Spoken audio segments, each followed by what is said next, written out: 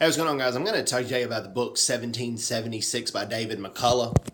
And 1776 is a really good book. I highly recommend it. I don't want to talk to you about it too much because I firmly believe you need to read the book. But it does talk about King George III, gives the positives and the negatives of King George III. And King George III did not live luxurious. He did not live overly luxurious. The most prized possession he had was a 24-foot by 13-foot couch. They took great pride in. But his wife's name was Charlotte.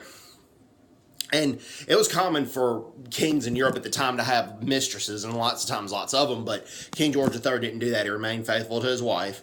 Now, with that being said, he said America must obey, and he didn't believe in giving the colonists lots of liberties. Book touches on that a little bit. And, and also, it talks about when Washington became commander-in-chief of the Continental Army, he instilled discipline amongst the colonial soldiers. Before Washington became commander-in-chief of the Continental Army, the soldiers always had courage and bravery, but at the same time, they had a aversion to authority, kind of, to a certain extent, the origins of the American Revolution, but that was brought into the Army. And there was lots of insubordinations that went on. There was lots of attacks on officers. And lots of times, actually, that was unnecessary. There were times where it was necessary, but a lot of times it was unnecessary.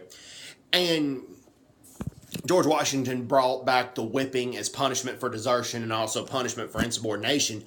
And in the long run, that became good for the Army, for the Continental Army. And you'll also see in the book that New York City was actually a big-time loyalist or Tory city. The U.S. barely escaped the Battle of Harlem Heights in New York City, and they almost got annihilated there. But fortunately, they lived to fight another day. And when the colonists evacuated, they opted not to burn down the city. And that was an act of humanity by the Continental Army. One reason I love my country so much, love America. And you'll see lots of that in the book. You'll see that William Howe, who's a British general, he had tremendous leadership and tremendous courage. Book talks about him as well. But like I said, that King George III didn't believe in giving a lot of liberties to the Americans, and he believed America must be made to obey. And America must obey. Didn't really give the colonists much of a say-so. And one reason I believe the Americans were in the right in the Revolution.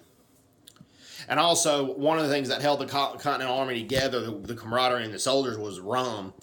They were away from their families. They were in harsh conditions, and they had to do something to relieve the stress. And the rum held a lot of the morale of the Continental soldiers together. Anyways, hope everyone's doing well. Take care. God bless them. Bye-bye. Bye-bye.